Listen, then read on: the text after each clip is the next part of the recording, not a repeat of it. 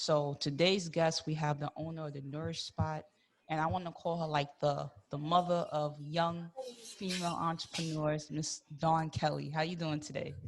I'm fine, Candid, and I'm so delighted to be on your podcast. Thank you. You'll never know. You'll never know just how delighted that I am. For Okay. those who don't know, you had a background in public relations in Yes. the industry, and you was working for some years, like over a decade, I would 30. say 30. Oh, so over to Over 30 30. years. Yeah. 30 years giving your blood, sweat, and tears to a corporation, and unfortunately, they decide to let you go. So when that happened, how did your feelings of working for someone change, and then how did you like deal with that? For because 30 years, that's a routine. Yes. So let me start with this. First, I want to just say thank you again, Candid, for inviting me to be on your podcast, Just Candid. I love that title. Thank you. Yes, I worked for 30 years, 3 decades, not all at the same place. I worked for AARP for 9 years doing PR. I worked for York College, which is part of the City University of New York, for 6 years doing PR. And then I worked for Prudential Financial for nearly 16 years doing PR. Okay.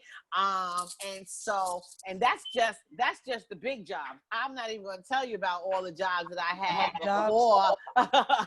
before AARP.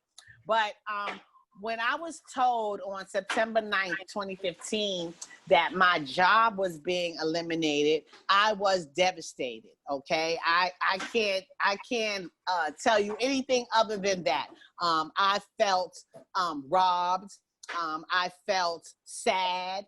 I felt embarrassed. There was so many emotions that I had to manage. And I worked all the way in Newark, New Jersey. So I had to travel home from Newark, New Jersey to Jamaica, Queens, handling all that emotion. It took everything out of me not to just dissolve into a big puddle of tears on those trains coming home. So I would tell you how I dealt with it. I cried, I prayed, I slept until I got better. You have to give yourself time. I'm an overachiever. I'll make you laugh. I got skipped.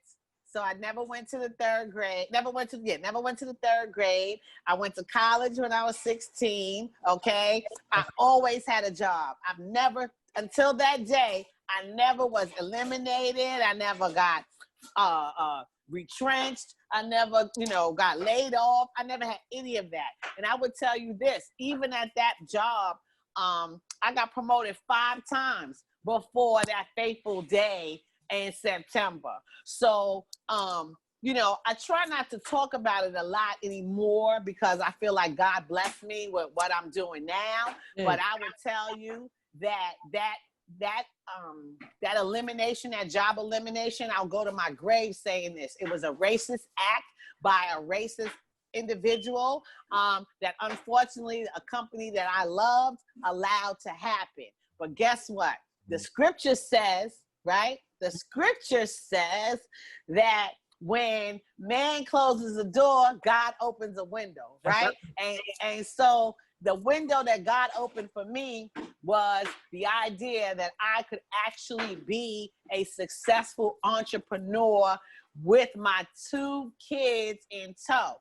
And so hence we now have the Nourish Spot located on 107th and Guy Brewer, and we are serving up healthy, fresh fruits and vegetables that individuals like yourself can customize into, good food that will keep them alive, especially during a time like COVID. Exactly. And I'm glad the reason why I mentioned the layoff is because, now with COVID, a lot of people got laid off. Yes. Dealing with that emotion, just, you're being in the house and you're the breadwinner, especially if you're a Black man, you're a breadwinner. And then boom, or the Black woman, or the Black woman too. Yes.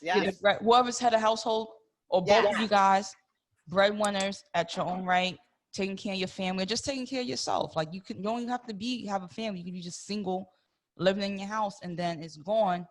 And people, sometimes we don't think it's okay to be sad, you But know, you have to be. and you have And to. let me tell you, you have to give yourself space to grieve, okay? And initially I would tell you, when I was going through my my sadness over them taking my job, I didn't even have the word grief to kind of apply to it. But after the fact, I realized that I was grieving. I was grieving for a role that I loved, okay? So it wasn't just about the money. It was about what I was doing, the people that I was helping, the awards that I was winning for the work that I was contributing. So I grieved for that role. And I was there 16 years. That's nearly a lifetime. Yeah, Right? that's what I was saying. So you had to it's not about the money. It's like you love the job. You love what you do. Yes. Now Yes.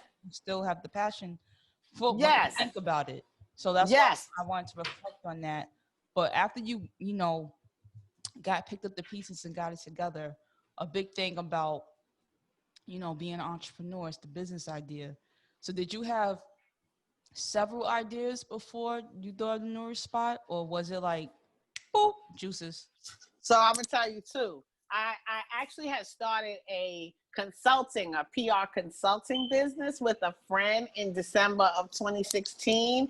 We wasn't doing anything big, but from time to time, people will ask me, may I help them, publicize, their program, or, if they're a fashion designer, or, a handbag designer, or, a rapper, they come to me because they know I have those skills. And so we took on a couple of clients in the beginning, but it was still growing, right? I'll be very honest. I never ever thought about having a juice bar. Never. Okay. And how it happened was I went on a job interview. So I want to say two things. I want to go back for one thing. Okay.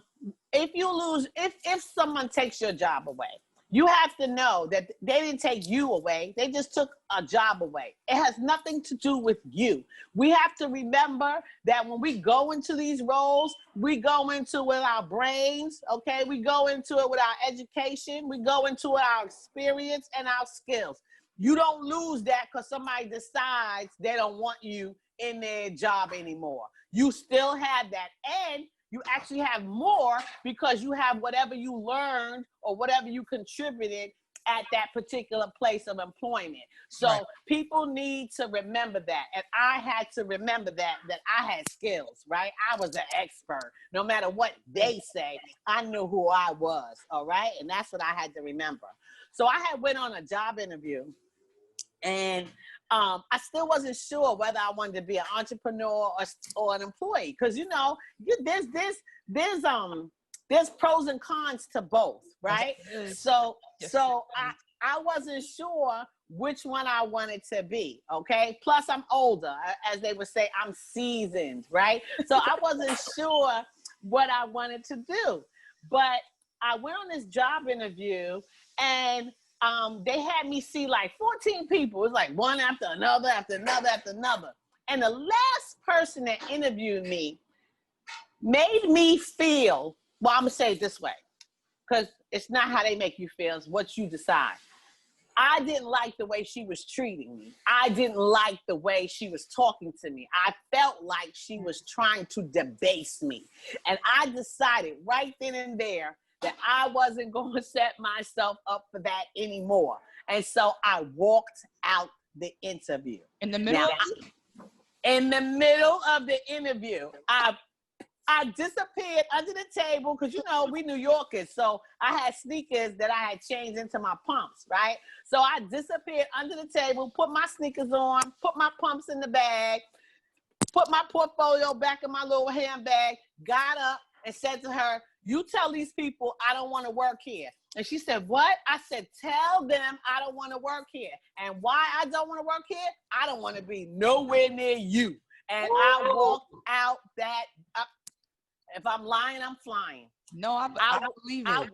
I walked out that door, but I would tell you this, when I got downstairs to the first floor, I broke down in tears because I said to myself, what are you doing? You know, don't you want to work? And that is when I made the decision that I wasn't going to work for anybody, at least for the foreseeable future, right? I was going to have to figure out how to take care of myself a different kind of way. And so I came back to Queens. And as a PR person, I watch the news. So this is where the Nourish Spot came in. I watched the news, and I was watching CNN, and with tears streaming down my face because I was still, you know, upset with myself for walking out of the interview, because it was, the salary for that job was a real good salary, okay? And I was, you know, like beating up on myself, right? But all of a sudden, the lady says, or the announcer says, next up, Styles P opens juice bar in Westchester. No joke. I was like, juice bar? I could do that. I swear, just like that. That's how it happens, though. And so I watched that segment, and you know, we all have DVR in New York, so I turned it back a couple of times. I took a couple of notes, but then I believe in Jesus Christ, and I pray like a crazy person. Amen. So I said, okay, God, where is this juice bar gonna be? I know I'm gonna do the juice bar, okay, because I have been juicing myself to lose weight. Now, working in corporate America, you do a lot of social drinking, you eat late. I was traveling all over the world, and so my time was off, okay? So my sleep was bad, so I gained a lot of weight, and it wasn't healthy. So I was already on my own health journey trying to lose the weight. So I was juicing myself already. I was eating salads. I was walking 10,000 steps a day, and I was trying my best to sleep 8 hours a night to lose the weight. So it fit in with what I was already doing, right? And I know that, you know, we all know that Black people suffer from a lot of chronic health diseases, right? And so I thought if it was good for me, then I think my community could benefit too, but I just didn't know where. And girl, divinely, the Holy Spirit sent me out on God Brewer. No joke. I looked up, and the place where my store is located, before we got it, the awning said DK Upholstery. What's my name? Miss Dawn Kelly. That was yours. Claim it. It was a sign. And guess what? We are in that very store, and we've been here for 3 years. We just entered our 4th year on September 9th, 2017. Guys, go a round of applause in there for you. Congratulations on that. Thank you. That's like, that story is so inspiring. You know, I heard it before, and every time I hear it, it's just like damn. Like, and I didn't know the story about you walking out the interview, so I was like, wow, because you had said it like when you had said it. You said like the salary was good paying. It was. And one thing that, you know, this is my opinion only, I feel that we're just so trained to look at the salary and not betting on ourselves or trying to balance the two. You know, like, you know, I was blessed to have a mother who didn't push, you know, get a city job. You know, she was just like, look, you want to be an entrepreneur, have a job, because you ain't coming to eat all day. Right, have a side hustle, right? You got to work and make your what you want, your entrepreneurial ventures. That'll be a side hustle. Yeah, but people always look at like, oh, it's $100,000 a year, or it's $75,000 a year, and which is great, because at the end of the day, I understand you have to pay the bills. Because I still have a job. For those who don't, I still have a job. I still work for somebody, but it's what I love to do. But there are people who would take the money and be like, you know, I'll just tolerate it to a point where tolerate it no more. And now you're at a job, a dead-end job, and you're making the money, but now you're trying to figure out, oh, what do I really like to do? Or, you know, how can I make a side hustle and you know, things of that nature. And I think we, not just we as a people in general need to start unlearning or get rid of that mentality of the good job, because Well, let the good me job say don't have something. security all the time. Let me say something about that. So I'm going to say you're absolutely right that African Americans, right? Most Black people are taught to work, right? Because we've been working since slavery. Let's be real about this, Yeah. okay? 100% plain. So we've been taught to work and work till we don't have no fingernails and everything, you know, since African Americans got to this country in what, 1619, right? So, and then of course, our parents are going to teach us what they were taught, right? So this is, and this is the other thing. There's nothing wrong with being an employee, right? It's a laudable thing. So I don't want anybody to think that I'm saying that, oh, you shouldn't work. No, I enjoyed every single role that I had. I enjoyed all the money that I made. For the most part, I liked most of the people that I work with. I still have relationships with many of them, okay? So I'm not gonna say don't work. But if you're a person that is really disciplined, because I'm gonna tell you, I think that's the most important thing about being an entrepreneur. You gotta be self-disciplined.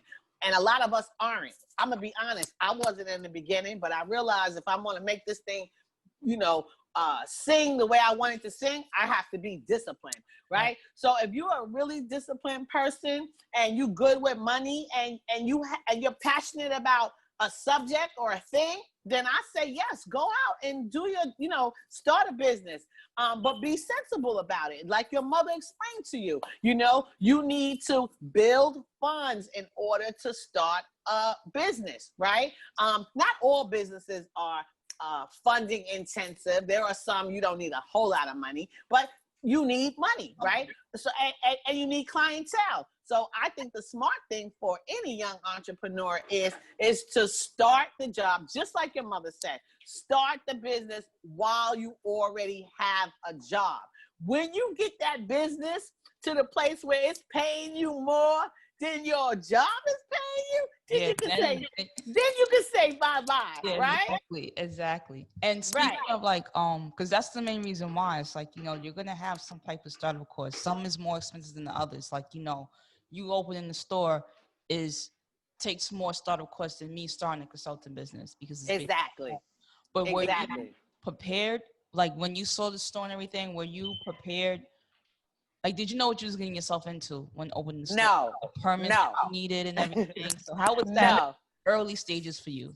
So I didn't know anything. So I think I'm a perfect teacher for anybody that would like to open a brick and mortar store or a business in general, because no, I didn't know anything. All I knew how to do was get up, get dressed, get on a train or bus and go do my job, okay? In terms of opening up a store, there's A to Z to be an entrepreneur. And I didn't know anything, but you know what I did know how to do? I know how to research. And how did I learn that? I didn't learn that in college. I learned that at the Queensborough Public Library where you work at, okay? So research is important. And so I just went to the library and I just, started looking up stuff, right? And went online and started looking up stuff, how to be a business owner, how to run a business, New York City essentials for business, who's teaching business classes. So I went to York, because they have a small business development center.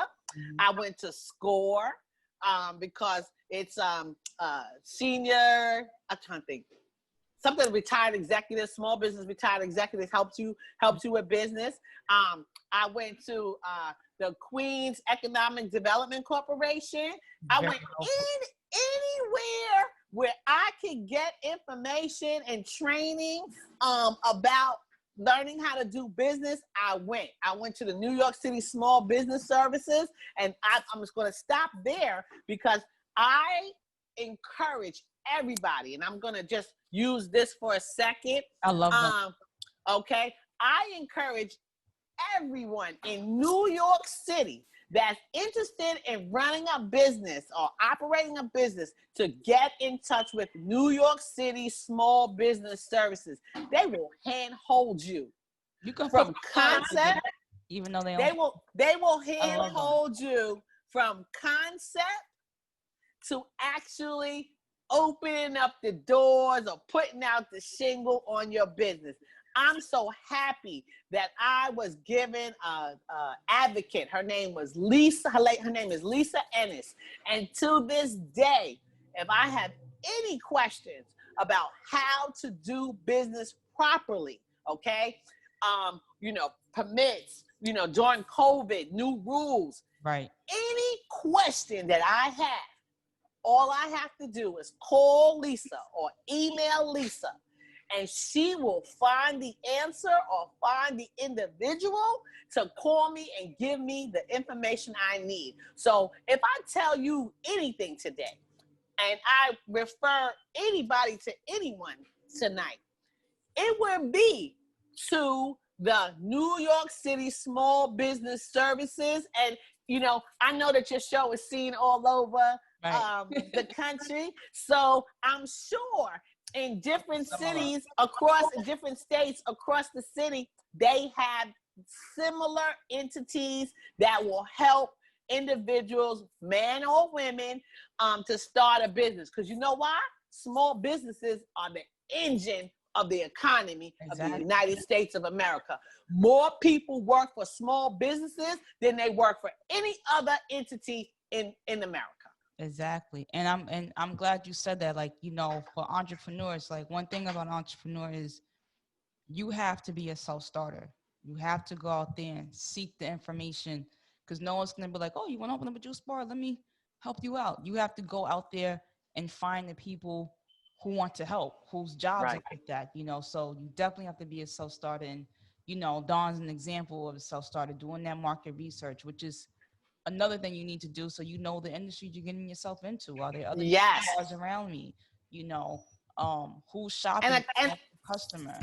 and also a competitive analysis. So, it's funny, I didn't know what those things were called, right? But I was doing it. So before I opened up, right, while I was working with the landlord and everything, I was riding around Jamaica. I was going up and down God Brewer. I was on Jamaica Avenue, okay? I was on Supton Boulevard and Farmers Boulevard, checking out the actual environment and seeing what other people were doing, and if in fact we would have a fighting chance establishing the juice bar here in Jamaica. So research is, listen, I think outside having the idea, outside of getting some funding, whether it's yours or you get some help from a bank, right? Or you get some help from a bank. You really have to have some credible research behind your idea, because that's the stuff that you're going to lean on to help you propel you forward. Exactly. And then earlier you mentioned your kids. So you went from working for somebody, starting your business, and now you actually have a business to pass down. Your kids currently they work for you. Well, with you, I should say. Yeah, they work with me. So how's it get them involved?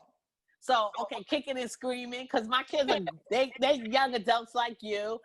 My daughter, Jade, she's 29, and she's a flight attendant, okay? So she's busy running all around. And then my son, he's 31, he's my eldest, and he works for UPS. So, and he's also like a Renaissance man, so he's rapping and sewing and, taking pictures. So they have their own lives. Yes, they have their own lives. And I raised them, with the help of my family, but as a single mother. So we always called ourselves Three the Hard Way, right? Because, anyway you would see me with my kids. If my kids couldn't go, I couldn't go. That's how I looked at it. If you wanted me, then you need to be able to have my kids, because I felt like it was important to make sure that they were immersed in all types of environments. So my kids, they probably will say, oh, I used to hate when she take me those places, but I took them everywhere, okay? Even on some of my trips for work. I would take them out of school, okay, and I would actually pay for a flight to take my kids with me to different parts of the country, because I felt like, let me tell you how I felt. I felt like, you can learn in the classroom, right? Yes, you could learn in the classroom, but you could also learn even more if you're standing in the place, right? So occasionally I would take my kids right out of school and take them on travel with me so they could see other parts of the country. And so I've always tried to teach them that they should end up doing better than me, right? Just like I should be doing better than my parents. And so one of the projects that I was most proud of at Prudential before I left is my colleagues and I, we worked on a study called the Financial Behaviors of African Americans. And in that study, we did it over a 4-year period twice. In that study, we found that African Americans didn't really, and I would say it this way, the preponderance of African Americans didn't really pass down a legacy, right? We found that other ethnicities, other cultures had the wherewithal, right? They had the money to actually pass something down. And so after reading that study 2 times, I was like, listen, my children's life is going to be different. I'm going to do everything that I can in my power to make sure that I have something to pass down. Yes, I can pass down a house. Yes. But I'll be honest, I got big dreams. I've always been a person with big dreams. And I say, if Mr. Walmart can do it, if Mr. Starbucks can do it, if Miss McDonald's can do it, then why can't I? Why can't the Nourish Spot be ubiquitous and be all over the world just like those other brands? And so that's what my job is to do. As long as God has given me breath, I'm going to do whatever I have to do to keep the Nourish Spot moving forward so that when my children are ready to take the reins from me, they can. Now, don't get me wrong, they got jobs. My daughter is the COO, Chief Operating Officer. She manages all of our relationships with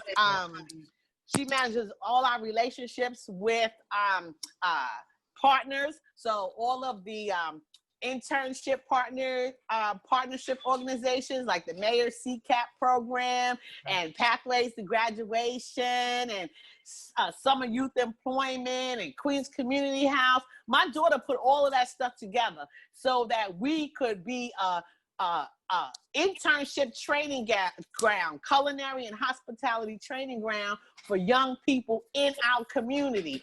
And ultimately, I end up hiring almost all of them. And that's the best part, because most of them live in the community, Candid. You know how that makes me feel? That I'm actually employing kids from the community. It gives me goosebumps.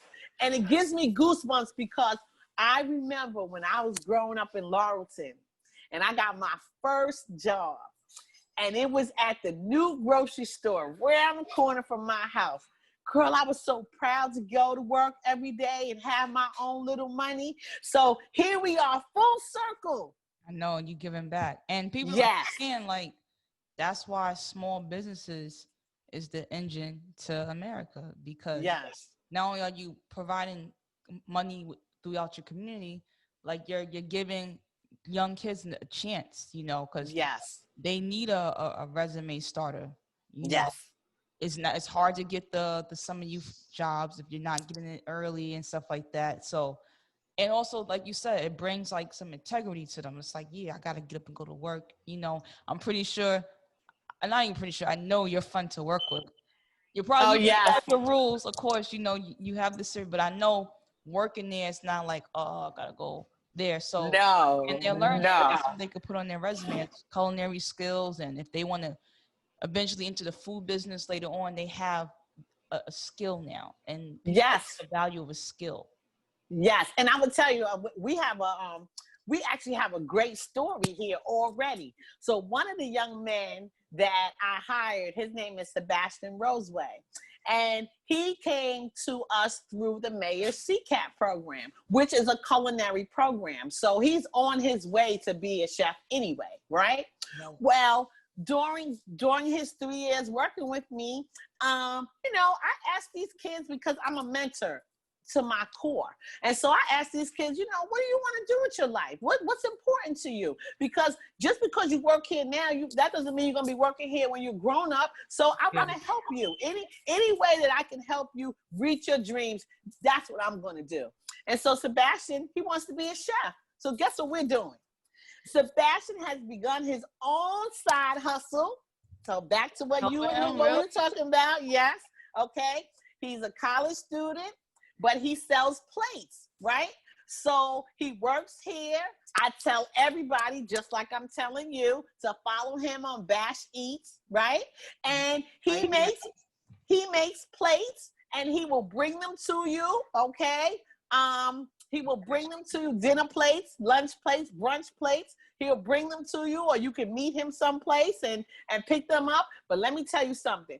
I'm not telling you this because he works for me. I'm telling you because this boy can burn, girl.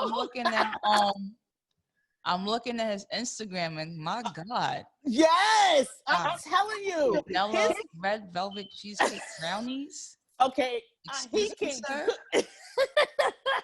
Yes, he can cook. So I'm gonna tell you, it gives me great joy. It gives me. Look at her. I'm sorry. I saw the pineapple habanero shrimp. Let me put the phone down. I'm gonna put the phone down.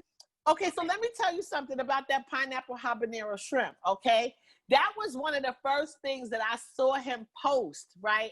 I knew he could cook, but one day I was home, you know, like on Sundays, because we're closed on Sundays. So I'm home Sunday. I'm just trolling Instagram, checking it out. I happen upon this picture. I don't see the name yet. I'm just like, oh, that looks so good. Oh, I wish that could jump off the page. Yes. So then I look up and I'm like, oh my God, it's Sebastian. So I text him. I'm like, Sebastian, I know it's Sunday. I'm sorry for bothering you, but I see you made some shrimp. Do you have any left? Can I come get some? Listen, he made me a plate. And from that moment, I have been promoting his work. So what I'm trying to tell you is, yes, it's possible to reach your goals. Yes, it's possible to get any and everything you want, but you got to think big and you got to be willing to put in the effort to get it. Nothing happens overnight, and anything worth having is going to be challenging. Okay? Yes. It's true. If you get it easy, it goes easy. But if you want something enduring, it's going to take a minute. And you got to be willing to stick your feet in and be pretty much unmovable until you get to the promised land of whatever it is, the goal that you've set for yourself. Because it feels good when you earn it. Like, yes. You know, like, my background, how I became who I was, you know, that was like a lifetime of trial and error.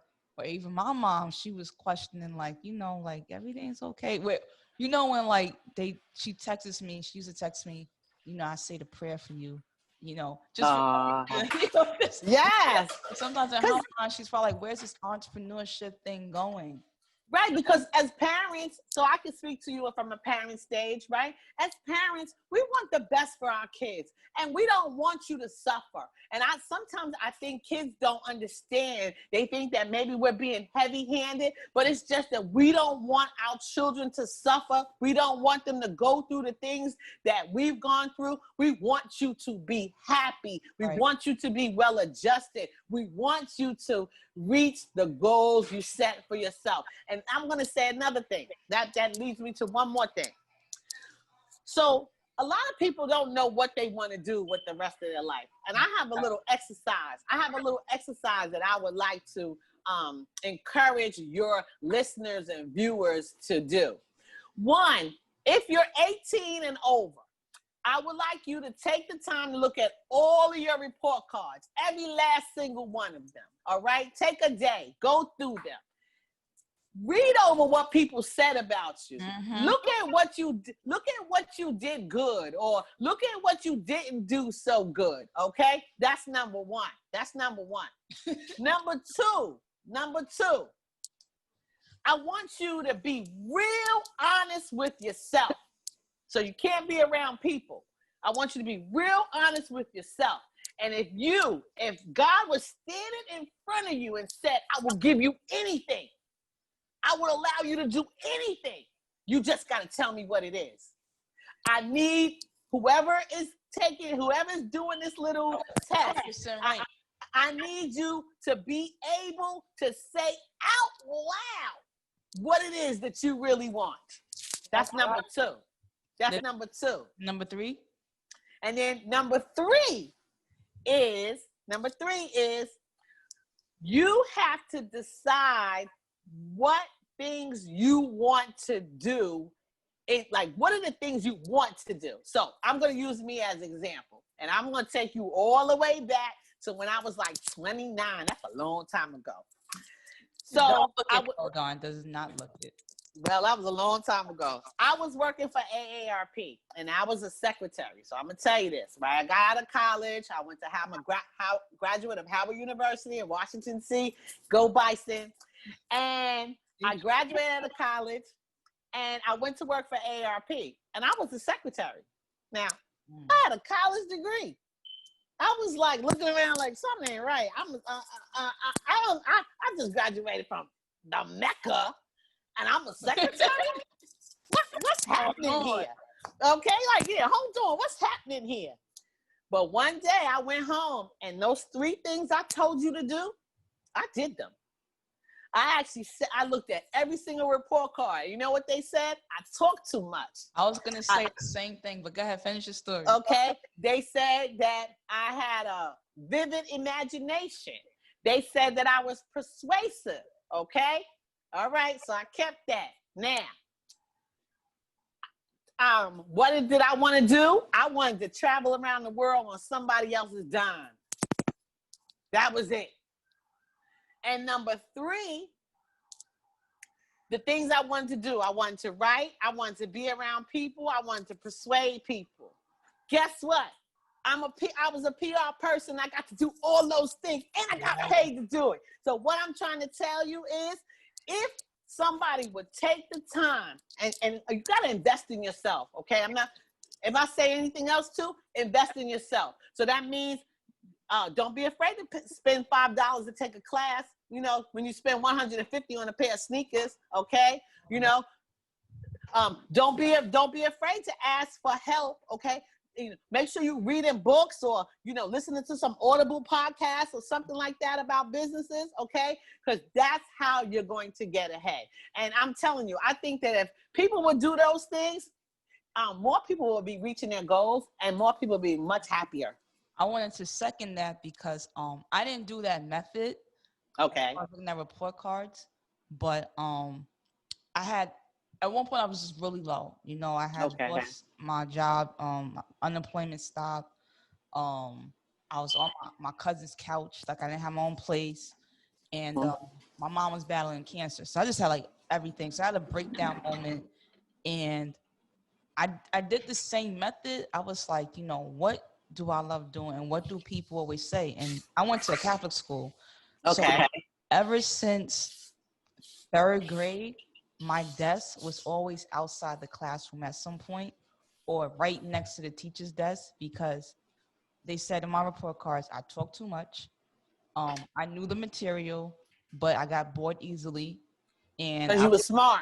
Yeah. Because you were smart. Yeah. So I would be on the honor roll, but my desk would be outside the classroom. So when we came for like parent teacher conference, and it's like, oh, where's your desk? It's like right there. Like your desk is outside the classroom, or I'd be like, or my teacher would be like, Candace is right here next to me. My mom would be like, you don't know how to. She goes, I pay you all this money, and you don't know how to keep your mouth shut. So one day I'm like, this was actually 2017. Okay. With all that going on, like I was at my brokest, and I always had a job. I was just like you. I've always had money. Right. So I just broke down, and I was like, God, I just want to get paid to talk. I want to teach people about the importance of being an entrepreneur and setting goals, because I just need to do that. I want to get paid talking, whether it's teaching or speaking, but I just want to get paid to talk and travel the world doing it, because I see other people doing it. Yes.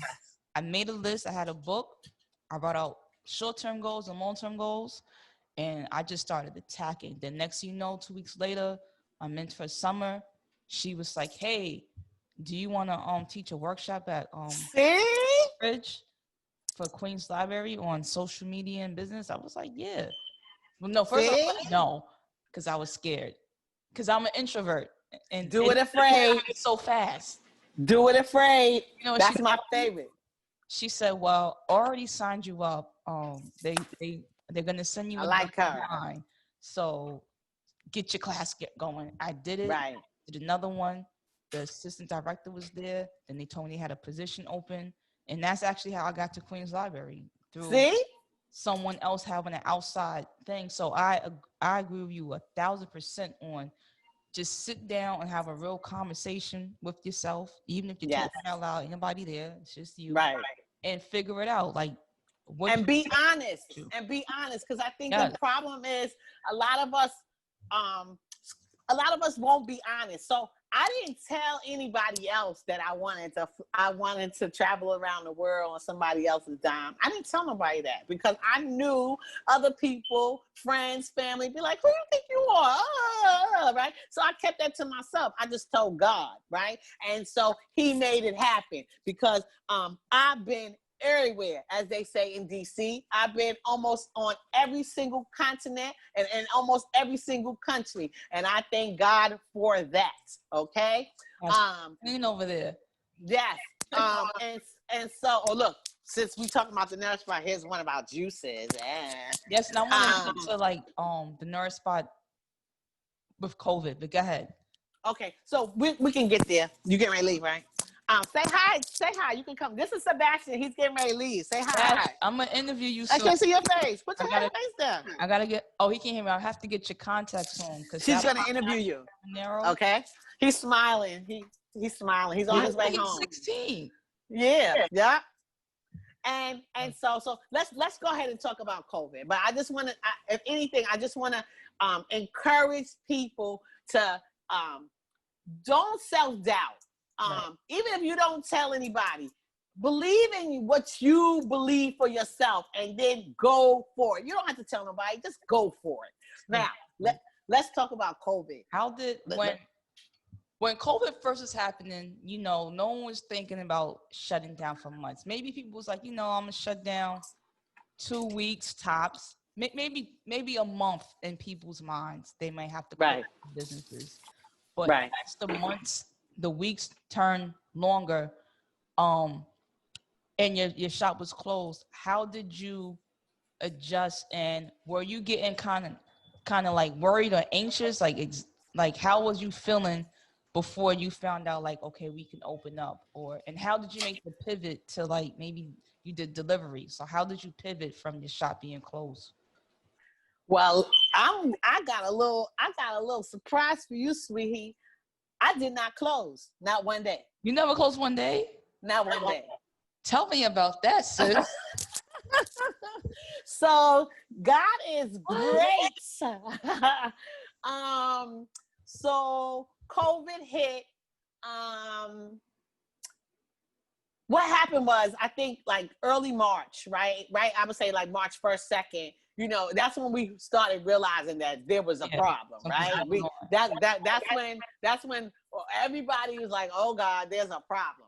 So, two of my staff members decided. One lived in Hempstead, another one I think lived in Corona.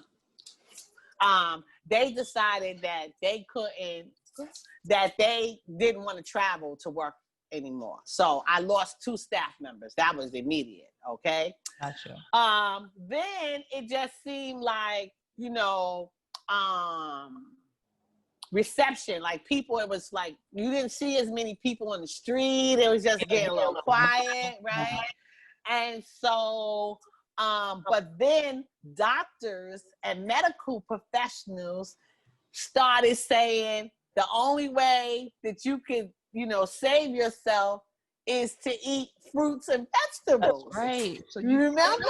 Forced to stay open. Yes. And so I was like, oh my God, I'm going to tell you, there's another scripture that I'm going to mention to you.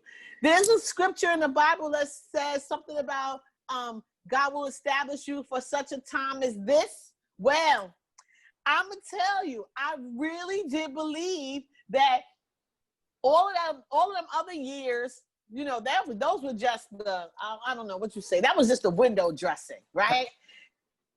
The reason why we had been established was to serve the people now during COVID. Okay. Mhm. And I would tell you that this place, we can't keep up with the demand. I've had to hire 2 more people in order to keep up with the demand and fulfill the orders from the individuals that, you know, want to eat healthy. Well, so when you lost the 2 employees who didn't want to travel, was it like you and your kids? Like, was it all? No, me and my other staff members. Okay. Yeah, me and my other staff members. So I had altogether, I had 7. Let me see. Let me count them right. 5. Yeah, I had 7 staff members when we started January 2020. That's not including me, my son, and my daughter, because we're the owners, right? Right. So by March 10th, I was down to 5, right? Because 2 didn't want to travel. So now these 5 are young people, sad because their last year of high school was destroyed, okay? Oh. And a lot of them, I would have to talk them out of tears, okay? Because they weren't going to have the prom, and they weren't going to have graduation, and they weren't going on a senior trip. And so the conversations that I would have to have with them in order to keep them in good mood, I'm sorry, my phone is dying. Okay. To keep them happy.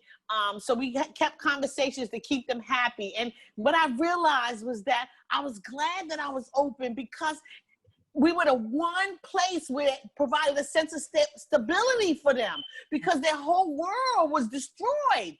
And so those 5 came to work every single day. They never called out. They worked hard, and with them, myself, my daughter, my son, you know, when they could work, we kept it growing. And as of March, April, May, June, June, July is when all of a sudden all of these grants came out for Black-owned businesces, right? And so, what am I? A PR person at heart. I know how to write a grant. I know how to write to hype any kind of promotional copy. And so, what I did is I applied for every single grant, and we pretty much got every single grant. Not all of them, but every. But the big ones that I really wanted, we did earn them, and I'm really proud. And the only reason that I know we were able to do that is because we are actually here servicing the community. The community can see us, okay? These kids live in the community, and I'm gonna tell you something. I haven't really told a lot of people because I don't like tooting my own horn too much, but I'm gonna tell you. Those kids worked for me during COVID. So 2 of the grants were really big. I made sure to give them all scholarships out of the money, so that they could pay for their books for college. You know, and that's I don't even know what to say. Like, that's very, very big, and that's what people don't understand, that people quit jobs because of management and how they're treated. And when when they leave and go to college and they live in their lives, I'm pretty sure they're gonna recommend the Nourish Spot when they get back home. Oh, you gotta go Nourish Spot, not just based off like the scholarship, but it's like how you treated them. Yes, I love them. And that's brand loyalty, because it's like, no, don't go to that juice spot, go to Nourish Spot. I don't care how far it is. Yes. And that's what you create, and you pay it forward, and that's what God wants us to do. Like, I'm very spiritual too. You have to pay it forward, because you know, it's hard out there, and that right there means a lot. You know, we both been to school, and I'm pretty sure from the time you graduated, from the time I graduated, books are probably like, oh my God, right now. They are crazy. And look, and that's the craziness. They in virtual school, and they still gotta pay for it. Books. Yes, I know. So crazy. So I want to be honest. I got the idea. You know, I'm benevolent, but there's a vegan place in Atlanta called Slutty Vegan. I know that place. And I've not visited yet, but I hope to go there one day soon. Because, you know, to me, she's inspirational, right? She's very inspirational in what she's doing. And so I read a story that she had given some of her employees scholarship money. And so I just filed that away. And so when we got the grant, I just thought, you know, it just wouldn't be fair because I wouldn't have been able to keep the store running if they didn't mask up and glove up and come to work. So I told them if I got anything that was over a certain amount, I was going to make sure that I shared with them, and I kept my word. That's good. Dawn, I could talk to you for hours. You're full of wisdom and positivity. And I wish I didn't have to wrap it up, but I don't want your phone to die. But okay. If you had to give like 3 pieces of advice for that person who's watching now, they got the idea, and they just don't, you know, maybe they're like on the fence. Maybe they're like, okay, I'll keep my regular job because Dawn said I need some startup course money, but I don't know if I should do the business. I don't know if people's gonna like buy it or not. Like, what is some just key advice for that aspiring entrepreneur? Okay, well, number one, if it wasn't going to work, God wouldn't have gave you the idea. Mm-hmm. So that's number one. It's going to work. And why not you? So this is number 2. Why not you? I mean, give yourself an opportunity to try, okay? Right? It's not always that it won't work out. It probably will work out. So stay in the positive, right? And last but not least, you deserve it. So do it afraid, okay? We don't always have all the courage that we need to do stuff. But I would say this, especially because of my faith. When God sees you believe enough to take the first step, he'll take all the others. Amen. I needed that word. I did. And I love you so much, Dawn. I appreciate you. Because you're a shining example of what an entrepreneur should do. You know, start the business, get it successful and sustainable, and give back to your community. Because that's, you know, and you just keep giving back.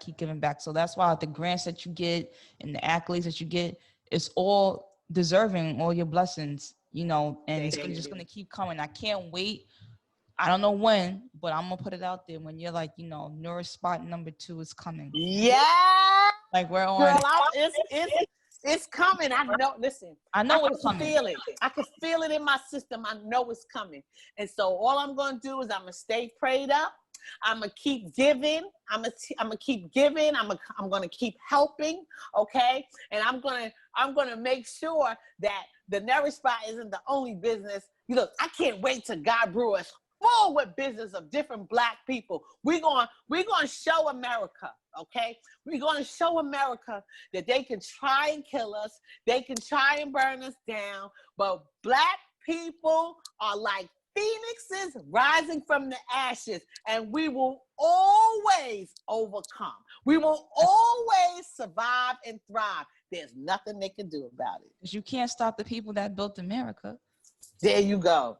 we built it. We got the blueprint. We just ain't, you know, gonna get violent. We're not gonna get violent. We're just gonna keep thriving. Like you said, you can do what you want to do, but we're not stupid. We're gonna keep going again. Exactly. And I'm gonna tell you one more thing before we end this call, because this phone going in. And also give your information. Okay, so I want to say one more thing. I want you to look up this poem by Pamela Jolly. She talks about the fact that Black people, we are business. Why? Because we're the only people that started on the balance sheet. Pamela Jolly? Pamela Jolly. Jolly. Jolly. Okay, and come, let us nourish you at the Nourish Spot. We're located at 10705 Guy R. Brewer Boulevard in Jamaica, Queens. We open 9:30 to 6, Monday through Friday, 10 a.m. to 7 on Saturdays, and we close on the Sabbath to take a rest. Okay, Mhm. you can either come here for a curbside pickup, or you can order through DoorDash, Seamless, Grubhub, Postmates, or Uber Eats. Okay, and you can find us on Yelp, on Google, and our social media handle is at the Nourish Spot. So follow us on Facebook, Instagram, and Twitter. Again, thank you so much, Candid. Welcome. I enjoyed being just candid with Thank you. you. And guys, like I said, make sure you go out there if you're in New York. When I worked out in Queens, I went there. There's a juice bar right next to us, but I took a Uber because I was too lazy to walk. I took Uber out there, and I had my assistant come with me. So thank you, Don. You're Um, welcome. everybody who's watching, I hope you had enjoyed this episode. Um, leave in the comments, let me know what you learned about it, and let me know what business that you got and the inspiration that you see from it. So Don, Kelly, thank you for just being candid. I'm Candid Mac, your small business coach. You can find me on Instagram at just Candid Mac on IG, and visit candidmac.com. And Don, you have a great evening, and I'll speak to you later. Thank you. You too. I salute you, sister. Bye bye.